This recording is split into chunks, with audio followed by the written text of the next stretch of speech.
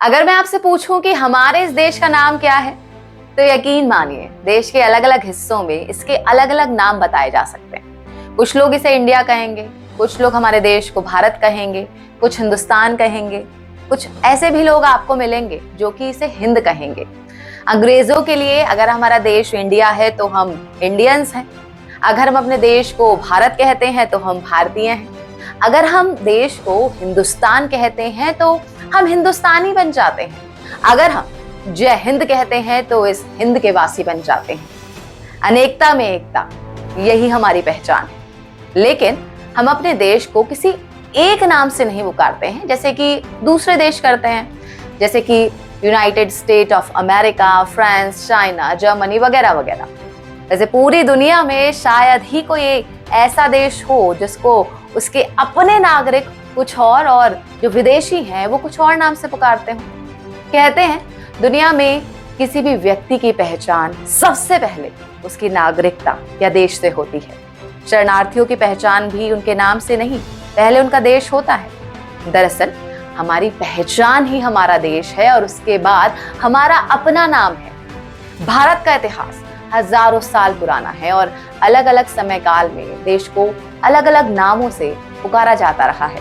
इनमें Bharat, Bharatvarsh, India, indica, Meluha, Aryavart, Jambudvipa, Hind, अल हिंद और हिंदुस्तान जैसे ये जो नाम है ये प्रचलित रहे हैं। हमारे देश के नामों की बात करें तो इन्हें हम दो श्रेणी या फिर कैटेगरीज में बांट सकते हैं।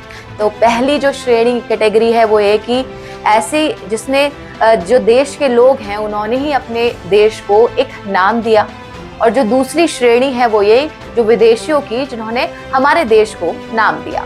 अब पहली श्रेणी में भारत, भारतवर्ष, आर्यवर्त और जम्बूद्वीप जैसे नाम आते हैं, और जो दूसरी श्रेणी है उसमें मेलुहा, इंडिया, इंडिका, अल हिंद और हिंदुस्तान जैसे नाम आते हैं।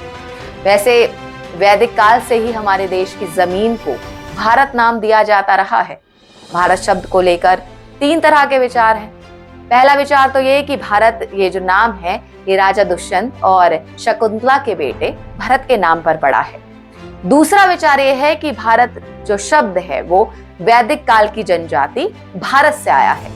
तीसरा विचार वो ये कि विष्णु पुराण, अग्नि पुराण और स्कंद पुराण से आया है, जिसमें ये लिखा हुआ है कि भारत नाम ऋषभ देव के बेटे राजा भरत के नाम पर पड़ा, जिनका जो जन्म है वो इक्ष्वाकु वंश में हुआ था।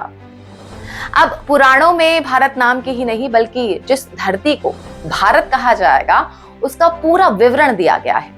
विष्णु पुराण में एक श्लोक है, उत्तरम यत समुद्रस्य हिमाद्रेश्चैव दक्षिणम वर्ष तद भारतम नाम भारती यत्र संतति।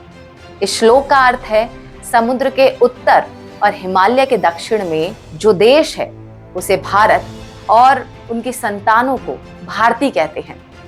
इस श्लोक से ना सिर्फ हमारे देश का नाम बल्कि इस देश की सीमाओं का भी पता चलता है। हिंदू धर्म के ग्रंथों में हमारे देश का नाम भारत, भारतवर्ष, भारती, भारतखंड और भरत क्षेत्र जैसे अलग अलग नाम दिए गए हैं, लेकिन इन सभी में जो भारत शब्द है ना वो कॉमन दिखता है। जो देश में हमारे पुराने शिलालेख हैं उन शिलालेखों में भी भारत नाम का उल्लेख मिलता है। उड़ीसा में मिले 2100 साल पुराने हाथी गुफा शिलालेखों में भी भारत नाम का ही उल्लेख मिलता है। भारत को दिया गया एक वैदिक नाम जम्बूद्वीप भी है। ये नाम जामुन के पेड़ों से निकलकर सामने आया है। भारत आए चीनी यात्री फाहियान ने लिखा है कि भारत देश त्रिकोणीय आकार का है जो कि दक्षिण में संकरा है और उत्तर में चौड़ा है। 2300 साल पुराने सम्राट अशोक के समय काल के शिलालेखों में ब्राह्मी लिपि में जम्बूद्वीप नाम का उल्लेख है। तो ये वो नाम थे जिनको भारतीयों ने ही अलग अलग समय में रखा और इन्हें अपनाया। अब